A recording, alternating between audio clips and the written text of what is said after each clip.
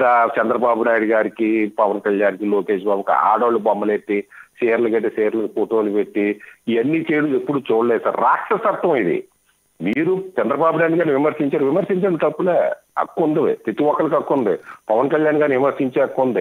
కానీ వాళ్ళ యొక్క రాజకీయ జీవితం మీద వాళ్ళున్న వాస్తవాలు బయట పెట్టి ప్రజలను ఎడ్యుకేట్ చేయండి. ఇదిగో పవన్ కళ్యాణ్ వాళ్ళు ఇంత నష్టం జరుగుతుంది, చంద్రబాబు ఇంత నష్టం జరుగుతుంది. అంతేగాని పవన్ కళ్యాణ్ పిల్లల మీద, పవన్ కళ్యాణ్ కూతుర్ల మీద, చంద్రబాబు నాయుడు గారు, లోకేష్ బాబు గారు తండ్రి ఎవరని ఇదేంది సార్? అయితే పోసాని కృష్ణమూర్తి అంటే ఒక రైటర్, ఎటువంటి సినిమా రైటర్ ఇచ్చారు సార్? పోసాని కృష్ణమూర్తి ఎటువంటి సినిమాలు సార్? సామాజిక చేతి ఏదో శ్రీహరితో ఎటువంటి సినిమాలు తీశారు సార్ పోసాని కృష్ణమూర్తి? ఇటువంటి పోసాని కృష్ణమూర్తి ఇంత బూతులు మాట్లాడుతారు, ఇంత దిగజారిపోతున్న పనికిమాలిన ఒక ఎఫ్బీసీ చైర్మన్ కోసం, ఒక పదవి కోసం ఇంత దిగజారిపోతాడా? రామ్ గోపాల్ వర్మ ఎటువంటి సినిమాలు సార్? సర్కార్, అమితాబ్ బచ్చన్ వాళ్ళతో సినిమా రంగంలో ఒక మార్పు తీసుకొచ్చిన వ్యక్తి. నిన్న ఒక ఇంటర్వ్యూ చూశాను సార్. ఒక ఇంటర్వ్యూ ఎవరు అడుగుతుంది, మీకు దేవుడు కనిపిస్తే ఏం కోరుకుంటారు సార్ అని. ఎవడని ఏమంటాడు సార్? దేవుడు కోరుకుంటే నాకు మోక్షం కావాలని కోరుకుంటాను, లేదా నాకు అప్పులు తీర్చుకోవాలిపోతున్నాను అనుకో. అతను ఏమంటాడు తెలుసు? నేను చూసిన వీడియోని పెట్టి రిఫర్ చేసే చెప్తున్నా. ఈ సమాజంలో అమ్మాయిలందరూ నా పక్కన కావాలని కోరుకుంటున్నాను అన్నాడు అతను. మీరు విన్నారు? ఇందులో ఎంతమంది విన్నారో తెలియదు. అటువంటి అర్థం వచ్చే మాటలతో అన్నాడు అతను. ఇటువంటి మూర్ఖుడికి శిక్ష చేయకపోతే ఏం చేయాలి సార్? లక్ష్మీనాథ్ గారు గౌరవించాలా? ఒక మంచి రైటర్ అయి ఉండి, ఒక మంచి మీరు ఇంకా ఆ వీడియో చూశారు, మీరు రామ్ గోపాల్ వర్మ గారి విశ్వరూపం, అక్షర్ సత్యం గారు రామ్ గోపాల్ వర్మ గారి విశ్వరూపం మీరు చూసి ఉండకపోవచ్చు. ఒక మీడియా సంస్థలో ఆయన మాట్లాడుతూ, లైవ్లో మాట్లాడుతూ, ఒక మహిళా మండలి అధ్యక్షురాలు, మహిళా మండలి నేతతో డైరెక్ట్గా మీతో అవసరమైతే పోరం తీస్తానని డైరెక్ట్గా మాట్లాడారు. ఏం చేయలేకపోయింది న్యాయ వ్యవస్థ? మరి ఎవరు కూడా ఆయన మీద ఎందుకు, మరి ఆయనకు ఒక అవగాహన ఉందా? కేసుల మీద, లొసుకుల మీద అవగాహన ఉందా? ఎందుకు రామ్ గోపాల్ వర్మ గారిని ఎవరు ఏం చేయలేకపోతున్నారు? డైరెక్ట్గా మాట్లాడిన పరిస్థితి ఆయన.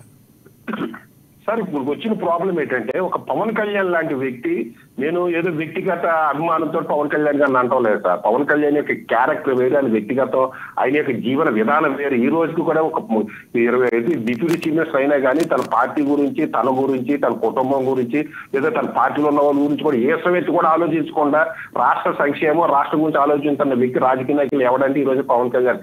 ఎక్కడన్నా నష్టం జరిగిందంటే రాజకీయ 4 రూపాయలు సంపాదించుకోవడానికి రాజకీయాల్లో కొత్త ఇతను ఉన్న డబ్బులు దానం చేసేస్తున్నాడు. పవన్ కళ్యాణ్ లాంటి వ్యక్తి రాజకీయాల్లో మార్పు జరుగుతుంది, కానీ ఇప్పటి వరకు ఒక అండర్స్టాండింగ్ రాజకీయాలు సార్. తెలుగుదేశం ఉన్నా, వైసీపీ ఉన్నా, లేదా రెడ్డి సామాజిక వర్గం, కమ్మ సామాజిక వర్గం, ఒకరొకరు అండర్స్టాండింగ్ ఉన్న రాజకీయాలతోటి ఈ రోజున చెలరేగిపోతున్నారు. ఇవాళ బోర్లగడ్డ అనిల్ లాంటి వ్యక్తిని చూసినాడు, పోలీస్ స్టేషన్ లో పెట్టి ఏసీలో బొడి పెట్టారులా ఉంది. ఒక్కరేసం సార్, బిర్యానీలు పెడతారులా ఉంది. మనల్ని ఏం చేయలేదు. పోసాని కృష్ణమూర్తి లాగా లకారం బాధ్యత తిట్టినా ఏం చేయరు. దూరంపూడి చంద్రశేఖర్ ఇట్లా డిప్యూటీ చైర్మన్ ఏం చేయరు.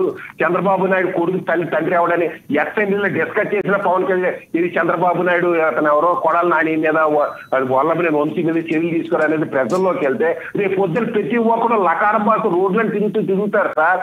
చేతగాని ప్రభుత్వాన్ని, చేతలున్న ప్రభుత్వాన్ని నిరూపించుకోవడానికి ప్రజలు కోరుకుంటున్నారు సార్. చంద్రబాబు నాయుడు గారిని, పవన్ కళ్యాణ్ గారిని, బీజేపీ ప్రభుత్వాన్ని. అది రేపు పొద్దున ఒక వైసీపీ జగన్మోహన్ రెడ్డి గారు వస్తే వాళ్ళు కూడా బూతులు మాట కూడా ప్రతి ఒక్కరిని మక్కలు ఎరగదని బొక్కలు కొయ్యాలి. అప్పుడే ప్రజల్లో మార్పు వస్తుంది.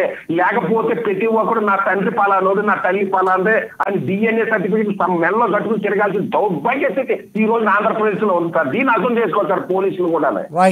బిర్యానీల కోసం కక్కుర్తుపడి బిర్యానీలు తిరిగిస్తున్న ఏసీ రూముల్లో పోలీస్ స్టేషన్ ఏసీ వాటర్ కింద చేసిన పోలీసులు కూడా ఒకసారి ఆలోచించాలి సార్. రేపు మన తల్లిని కూడా తింటే మన పరిస్థితి, నా పిల్లల్ని తింటే పరిస్థితి, నా కూతుర్ని తింటే పరిస్థితి అని ఆలోచించాలి సార్ ప్రతి ఒక్కరిని. అది పార్టీ ఏదైనా సరే, ప్రభుత్వం ఏదైనా సరే.